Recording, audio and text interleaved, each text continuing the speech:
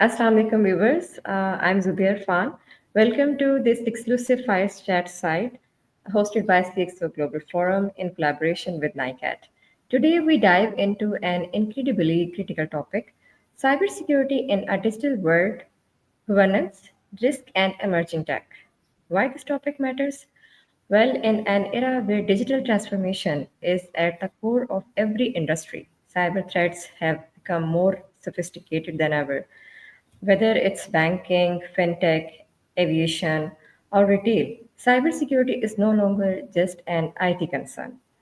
It's a business imperative. Organizations must not only defend against cyber threats, but also align with evolving regulation and emerging technologies with AI and blockchain. So, if I talk about our guest speaker today, to help us navigate these challenges, we have a special guest, Mr. Amir Siddiqui, a senior cybersecurity consultant based in Muscat with over 18 years of experience spanning banking, aviation, fintech, AI, blockchain, and cybersecurity governance. Amir has been at the forefront of securing digital ecosystem. His work with compliance framework like PCI DSS, ISO 27000, Swift CSF, and GDPR has helped businesses strengthen their cybersecurity postures. So, Assalamu alaikum, Mr. Amir. Ji, Assalamu alaikum. How are you, Zubia? And Assalamu alaikum, all I'm the good. audience How out are you? there. Alhamdulillah. So, welcome to this Fireside Chat session. And my first question is cyber threats are evolving rapidly. What are the top three cybersecurity challenges businesses face today? Well, the most difficult question you have placed it on the first. You talk about the cybersecurity challenges to the business. Number one remains the adaptability. Adaptability mean that uh, you know we have to remain updated with what's happening around, and we have to rapidly update our cybersecurity posture for that. And the business's number one thing is the uptime, the availability. So if my business is like 100% up, giving the best services to my customer, it will increase my ROI. So definitely adaptability remains the number one challenge. Number two is the human resource required to maintain your, cybersecurity posture, because, on the background, we have uh, all the IT staff or the cybersecurity staff who are working their best to, produce it. So that staff requires training, and that definitely has to be invested by the companies and all that. So human resource is the biggest challenge. Second, after the adaptability, and number third, um, to respond to the cybersecurity incident promptly. Because mostly when a cybersecurity incident occurs, most of the businesses they used to realize after some group has disclosed it, or some group has said that we have attacked you, and we have leaked your data, something like that. We have seen a lot of incidents like this. So the third challenge is the incident response, that the businesses should have prompt business response plans to deal with the crisis management. We have heard with the term as disaster recovery from the IT perspective, but mostly we don't talk about the crisis management related to cybersecurity incidents. So, number one is the business resiliency, and number two is the crisis resiliency. How resilient you are to manage your crisis. So, these are like top three challenges: the adaptability, the manpower, and the incident response. Right, right. So, Mr. Amir, with the increasing adoption of AI and blockchain in fintech, how do you see cybersecurity frameworks adapting to these innovations? As AI and blockchain and all these technology terms has evolved in the past years, we have also seen the cybersecurity tools. They are also coming up with the best of the standards behind. Because AI definitely, people are like, in dual opinion with the AI thing, that it will take away our work or it will eat up our work. But I have a different opinion. It will not take Mm-hmm. away your work. Previously, the work that you were doing in like 1 week is now being done in like 1 hour. So Yes. you now have the opportunity to to keep yourself on the front row, and leveraging all the laborious work or non-productive work to the AI. So cybersecurity tools now, you can integrate your cybersecurity tools with all these AI products, and you can take the benefit of evolving and dealing with the cybersecurity threats. Cybersecurity attackers, or all these people, they are also using these tools to attack you or do the reconnaissance. Because in cybersecurity attack, the most important step is reconnaissance and scanning, like how much you know your attacker, how much you know your target, right? So definitely, if they are using AI to investigate about you or to get the knowledge about you, so you can use the same AI to know about your attacker, to understand how they attack, to understand what the remains. Every attacker has certain loopholes. That we say that whenever thieves do the robbery, they always leave something behind. So we need to catch that left behind things with the AI tools, and together with those AI tools and our technology, we can sum up and we can respond to this incident response that I said with this AI tools. So yes, we can use, if someone is using a tool to attack us, we can use the same tool to defend us or attack them back. So AI has rapidly changed the world as we speak.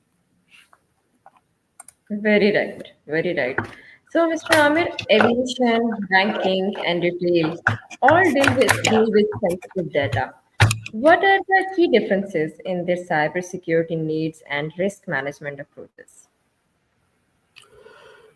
Well, as we talk about AI and all these things, definitely, Mm-hmm. these are all the areas that evolving with the risk. If attacker is using an AI and I'm not using that tool to defend my self with the AI, definitely Mm-hmm. my risk to respond back has increased a lot. So, risk management practices, like we have various frameworks in the market, like ISO 27001 and the NIST guidelines. So, we can use that frameworks and we can automate those frameworks with our cybersecurity tools and cybersecurity postures. So, we can gauge the risk at the very prompt time, because what Mm-hmm. risk management says you need to know where you are weak, and you need to know where you are strong. So Mm-hmm. as soon as any threat comes in the market, I need to enter that threat into my risk management framework and give me a result that where I am weak in relation to this threat. So Right. as early as I get the answer, as early I can fix that, right? Hmm. And similarly, I can use AI with that, and I can use the best threat intelligence sources in the market to get the risk or threats in the market, and I can revert them back, and I can fix that thing as soon as possible. So, like referring back to our last question about the AI and blockchain and all these technologies, and how to deal with the risk management. So, Mm-hmm. as I said Mm-hmm. before, that we need to club the AI with our tools. We need to club the AI with our processes, so we can get the weak area as early as possible. So, like if I was doing a risk management or risk assessment, and it was taking around 2 weeks time for me to get into the asset scan and all these things that I have to do. AI will give me that result in like 30 minutes if I have properly integrated AI with my tools. So it will give my the risk that these are your weak areas as per this thread, so fix them, and we will be done. So definitely I can then manage my risk, and I can leverage with that. Right, right. So, you have worked extensively with compliance frameworks like PCI, DSS, ISO Yeah. 27000, SWIFT, CSF, and GDRP. So, which is the most challenging one for organizations, and why? Well, if you talk about challenging one, so definitely it remains how your organization has been structured. If it's a big organization or it's a small organization or it's a medium organization, and what is the nature of business of your organization? Like if I talk about banks, so PCI DSS remains the hardest one, and Swift CSF as well.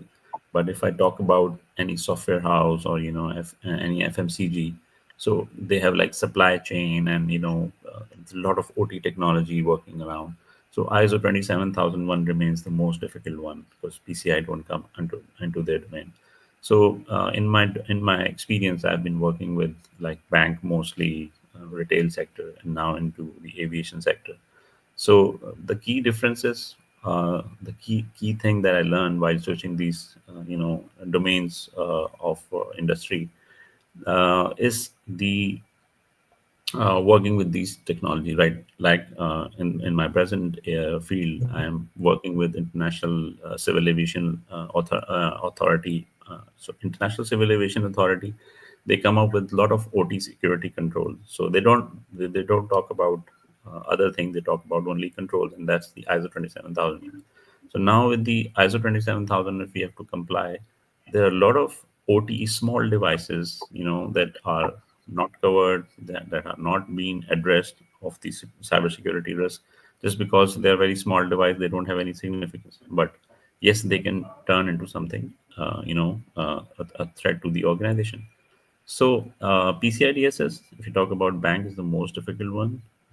The most challenges, if you talk about in implementing them, is the building of the processes, the going into sometimes they say, okay, this technology is obsolete, and now you cannot adopt that. So changing a technology in your organization is a huge challenge. You have to change the entire setup that has a cost behind, and business sees cost as an return on investment, how they will be getting a return on investment. So we have to show them a number, we have show them the significance of compliance and the returns that they will be getting, and we have to come up with a solution and give them the certification accordingly. So for banks, PCI is the most difficult one. For the FMCGs or any other industries, ISO 27001 remains the most difficult one. And as long as we go on, there are more difficult Mhm. uh, standards for every industry. Yeah. Right, right. So, how should companies approach governance, risk, and compliance without making it a bureaucratic burden? Well, very different question. Very different and difficult question. Change remains, a big challenge for the companies. When you talk about Mhm. standardizing things or improving things, we used to face a lot of resistance from the people who don't understand the viability of getting into these compliances. I want to achieve a PCI DSS. They think that okay, this guy is doing just for his own reward or for his own appreciation, but they don't understand the risk. They don't understand the risk management. They don't understand the impacts. Because we on the cybersecurity table, when we are dealing with the threats, we understand that what it is, and definitely they are not that much technically sound that we can explain or we can understand that kind of a risk to them. So bureaucracy is here. We have to deal with people. We have to deal with. We have to show them the benefits of doing it. We have to show them how it will protect them. We have to show them how this will enable their processes to remain secure, and what responsibility they can get into if these controls will not work. Like if certain IT team or certain application is there, the team is not viable to adopt the controls that I'm suggesting. So I have to tell them with certain like penetration testing or vulnerability assessment results that see, if you will not do this, this can happen. This is the POC, proof of concept. So kindly do it, otherwise it will happen, and you will be responsible for that. And then when that was the good arm, then we have to come up with a bad arm. Like then we throw them with the risk assessment, risk acceptance processes, like risk acceptance form. Like accept this risk. If something goes wrong, you will be held liable, not cybersecurity team. So this, this both thing like a sweet and a stick, they have to choose one. So usually people understand it and they choose the sweets one. But if they don't understand it further, then we have to escalate it to the senior management, let them understand. Then we have a forum for the board that we escalate it to the board. If management is unable to address that, we need to take this to the further level. So from wherever the tone will come, or from wherever the escalation will come, then the underlying teams, they have to adopt it. So, sometimes you have to get tough, sometimes you have to get polite, but you should first start with the polite thing. So, you can take people on your side and, you can implement the standard. My strength of, building up relationship with the people has always been a preference. I prefer to, build good relation with the team because I have to protect them. And if you want to protect them, if you want to protect someone, you first need to build a trust with them, so they can understand that, okay, this is a trustworthy person. Whatever is he's saying is for our own benefit, and we can adopt whatever he's saying. Yeah. Okay, right. So, security operations centers and vulnerability management programs are vital. What best practices do you recommend for organizations setting up their security infrastructure? Well, the number one is the investment, the amount of investment that you do on a technology. A certain portion, a big portion, I must say, should be, kept for the security as well. Like if I'm doing a $100,000 budget for my technology, then I should keep like $50,000 for my uh, security as well. So definitely, you will not buy something of a value without looking for the security. Like if I'm buying a certain gold, definitely before buying it, I have to make sure that I can keep it secure. So technology for a business is a gold for on which they earn, with the support of which they earn, with the support of which they protect their reputation, right? With the tool, you leverage your ROI. If you see a lot of technologies or applications that are in your mobile phones, definitely if certain application does not work for you or does not provide you your required output or required comfort, so you will not use it, you will go to the competitor. So definitely business has to understand it, that um while investing on technology, they should also invest on the security, and they should not consider security as a burden. Security is a first preference. While you buy a car simply, so you look around on the security features. You will not buy a car without a security key or without a good security thing. You will not buy a brand new car without getting in its insurance, definitely. So if you're thinking these security or insurance matters on your normal buying or other things, definitely for the technology as well, you have to consider that whatever I'm buying, how I need to keep it secure. Whatever technology I'm adopting into, what could be the security challenges? Yeah, Right, right. So, it's time for rapid fire round now. yeah. So, in your opinion, biggest cybersecurity myth? Biggest cybersecurity myth that after applying all the security tools, you are secure now. So you have to keep yourself updated with the technology, with the threat that are in your surroundings, whatever is evolving, and risk can be reduced, but risk cannot be completely eliminated. So biggest myth is that after applying tools, you are 100% secure now. Security remains a threat.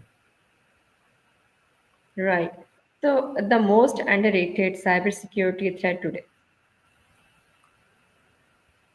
Human, uh, we say that human is the weakest link, and we don't address them properly, we don't train them properly, We don't spread them the awareness about cybersecurity threats. And whenever there is a huge gap between technology and human, the chances of attack increases. So you have to bring together technology and people so they can understand the benefits and they can understand threats while using a technology. Right. AI and cybersecurity, more risk or opportunity? Equal. As I said previously as well, if attacker is using an AI, we should use an AI for our defense. So I can reduce my work from like 2 weeks to 1 hour. So definitely, attacker is also reducing his work from 2 weeks to 1 hour. So yeah, it's 50-50. We cannot say that it's 100% or more at some certain site. Right. So, best cybersecurity framework. NIST CSF 2.0, which has been released like less than a year time, last year, February, and it remains the most comprehensive and the most, the best framework that organizations can adopt. Your one piece of advice for cybersecurity professionals. Learn, and learn. Keep yourself updated. Never lost hope. Never lose a hope while excelling in the career. Uh, be ready for the opportunity. Be ready with all the knowledge and all the hard work that you have done. Don't go to your office with a very uh, weak mind. Go with your strongest mind and always eager to learn and excel in your field. Very right, very right. So, it's time for closing and takeaways. Amir, Thank if you. businesses could focus on just one cybersecurity improvement in 2025, what should it be? uh, Adaptability. Adopt the best technologies with the best securities behind. Always consider security first while getting into any technology.